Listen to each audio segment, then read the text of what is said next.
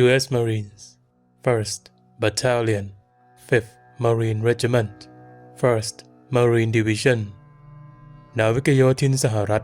กองพันที่ 1กรมนาวิกโยธินที่ 5กองพลนาวิกโยธินที่ 1เข้าร่วมในการฝึกประเมินความพร้อมรบของนาวิกโยธิน Marine Corps Combat Readiness Evaluation บนค่ายนาวิกโยธิน Pendleton Marine Corps Base Camp Pendleton แคลิฟอร์เนีย 18 กันยายน 2019 กรมนาวิกโยธินที่ 5ดำเนินการขนาดกรมทหารราบสำหรับกองพันที่ 1นาวิกโยธินที่ 5และกองพันที่ 2นาวิกโยธินที่ 5ตลอดจนกองบังคับการกรมเพื่อเพิ่มความสามารถในการรบและความพร้อมของกรม Marine Corps Combat Readiness Evaluation ทำหน้าที่เป็นข้อพิสูจน์แนวคิดสำหรับความพร้อมรบของหน่วยทหารขนาดกรมในอนาคตดำเนินการเตรียมความพร้อมในระดับหน่วยตามความเชี่ยวชาญเฉพาะของกิจที่ได้รับจนถึงการบูรณาการกำลังขนาดใหญ่เข้าด้วยกันเพื่อฝึกปฏิบัติการภายใต้สถานการณ์ตามแผนการฝึกภาคสนามเป็นการเตรียมความพร้อมของกำลังรบในปฏิบัติการและเป็นการทดสอบแผนการปฏิบัติรวมไปถึงระบบการควบคุมการบังคับบัญชา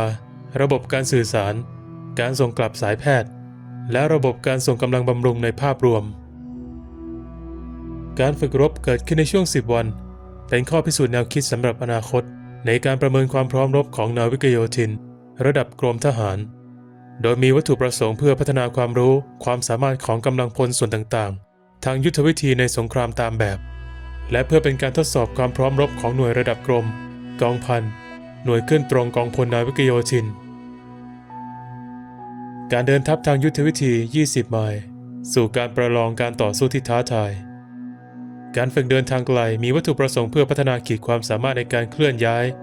โดยการเดินทางด้วยเท้าทางยุทธวิธีได้อย่างมีประสิทธิภาพกรมนาวิกโยธินที่ 5เพิ่งเสร็จสิ้นการประเมินการรบที่ใหญ่ที่สุดของหน่วยตั้งแต่กองกำลังเปลี่ยนมาตรฐานในการทดสอบรวมถึงเพิ่มระยะทางอีกกว่า7 ไมล์ในการเดินทางไกลกองพันที่ 1และกองพันที่ 2กรมนาวิกโยธินที่ 5กองพลนาวิกโยธินที่ 1เดินทางไกลขึ้นเขาเป็นระยะทาง20 ไมล์ด้วยน้ำหนักบรรจุพร้อมรบ70 ปอนด์ภายในเวลา8 ชั่วโมงก่อนเริ่มภารกิจทางยุทธวิธีที่แคมป์เพนเดลตันรัฐแคลิฟอร์เนียในช่วงการฝึกซ้อม10 วันซึ่งจัดขึ้นในช่วงปลายเดือนกันยายนเป็นจุดมุ่งหมายล่าสุดในการฝึกของนาวิกโยธินในการจัดกำลังก่อตั้งรูปขบวนขนาดใหญ่เคลื่อนตัวที่ระยะไกลในสถานการณ์ทางยุทธวิธี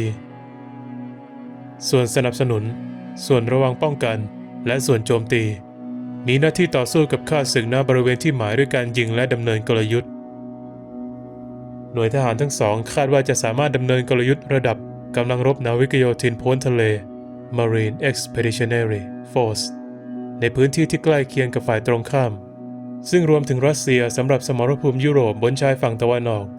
และจีนสำหรับสมรภูมิแปซิฟิกสำหรับชายฝั่งตะวันตกการเปลี่ยนแปลงไปสู่ความขัดแย้งที่มีขอบข่ายเล็กลงในช่วงทศวรรษ 1990 และความขัดแย้งในการต่อต้านการก่อความไม่สงบและการต่อต้านการก่อการร้ายที่ยาวนานหลายทศวรรษของอิรักและอัฟกานิสถานได้เห็นการหมุนเวียนของหน่วยนาวิกโยธินเป็นส่วนใหญ่หรือกระทั่งเล็กกว่านั้นด้วยกองกำลังเฉพาะกิจทางอากาศภาคพื้นดินนาวิกโยธิน Marine Corps Air Ground Task Force สำหรับวัตถุประสงค์พิเศษที่ได้รับมอบหมายให้ปฏิบัติภารกิจที่มีขอบเขตจำกัดโดยมาตรฐานใหม่ยังเพิ่มการฝึกยุทธวิธีโดยเน้นว่าการเดินทัพจะไม่เป็นเพียงภารกิจเดียวและการเปลี่ยนแปลงนี้ไม่ได้ส่งผลเพียงแค่น้ำหนักของสัมภาระเท่านั้นนาวิกโยธินเหล่าทหารราบจะต้องปฏิบัติงานตามมาตรฐานซึ่งรวมไปถึงหน่วยการต่อสู้ภาคบนบกก็จะต้องทำการเดินทัพตามกำหนดเวลาเช่นกันแต่ก็ไม่ได้จำกัดอยู่เฉพาะกองพันทหารช่างสนามกองพันลาดตระเวนหุ้มเกราะเบากองพันรถถังกองร้อยประสานงานการยิงปืนทางอากาศและทางเรือ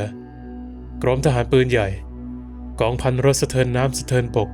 และกองพันป้องกันภัยทางอากาศในระดับต่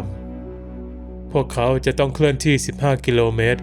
ด้วยสัมภาระ55 ปอนด์ภายในเวลาไม่ถึง4 ชั่วโมง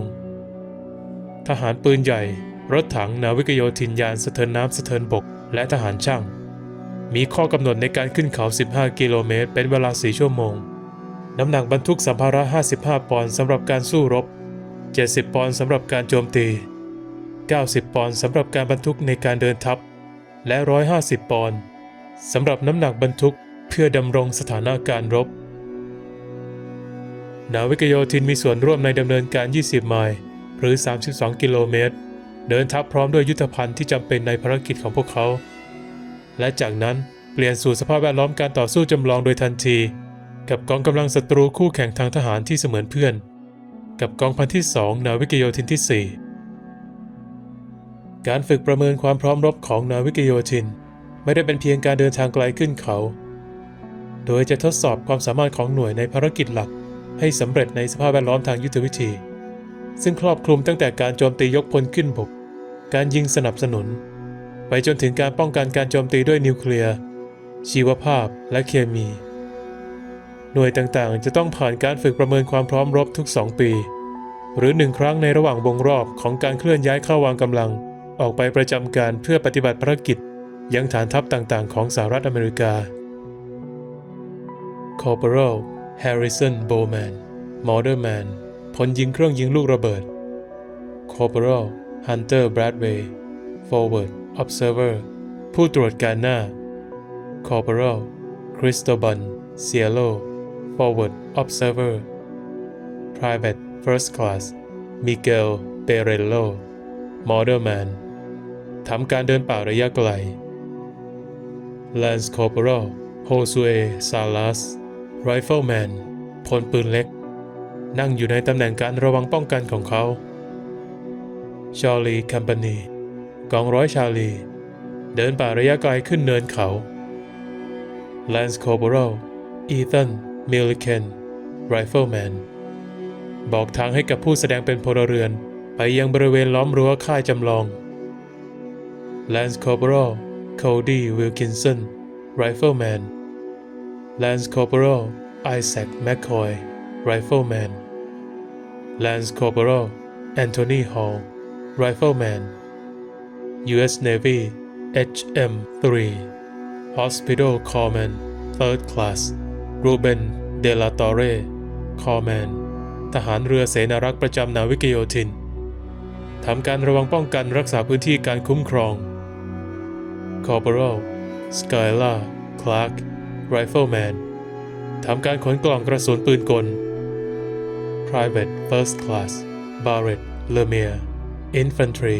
Assault Man คอยเฝ้าดูบริเวณค่ายพลเรือนจำลอง Lance Corporal Joseph Season Rifleman ดันเหยือกน้ำขึ้นไปบนยานพาหนะ Sergeant Matthew Trevor Sergeant Tyler Grant Infantry Assault Man และ Lance Corporal Justin Specht Transmission System Operator ผู้ปฏิบัติการระบบส่งกำลังทำการระวังป้องกันรถสะเทินน้ำสะเทินบก Amphibious Assault Vehicle U.S. Navy Corpsman เสนารักษ์และ Lance Corporal Kyle Coolers Assault Amphibian Vehicle Crew Member จากกองพันรถสะเทินน้ำสะเทินบกที่ 3 กองพลนาวิกโยธินที่ 1 First Marine Division มีส่วนร่วมในการอพยพผู้บาดเจ็บจำลองหรือการส่งกลับกำลังพลสูญเสีย Simulated Casualty Evacuation U.S. Navy HM2 Andrew Franco Corpsman เข้าสู่ยานสะเทินน้ำสะเทินบกเขียนประเมินการส่งกลับผู้บาดเจ็บตะโกนบอกจำนวนผู้บาดเจ็บสูญเสีย Sergeant Matthew Trevor Rifleman ทำการระวังป้องกันบอกทิศทางตรงท้ายยานพาหนะในการลำเลียงกำลังพลสูญเสียเข้าไปในรถสะเทินน้ำสะเทินบก Corporal Joshua Meadows Rifleman Lance Corporal Miguel Robles Rifleman Private First Class Christopher Rambo Motor Transport Operator ผู้ปฏิบัติการขนส่งยานยนต์ Corporal Jonathan Ardon Rifleman จ้องมองที่เลนกล้องโดยการกดชัตเตอร์ถ่ายภาพของ Lance Corporal Alexa Hernandez Corporal Juan Acosta Rifleman ทำการเฝ้าระวังเขตการยิง Corporal Riley Richardson Rifleman ทำการพรางอาวุธ Lance Corporal Caleb Perez Rifleman ทำการใช้วัสดุเพื่อพรางหมวกเคฟลาร์ของเขา U.S. Marine Corps Video by Corporal Austin Herbert เรียบเรียงและแปลโดยวนาลีฮันเตอร์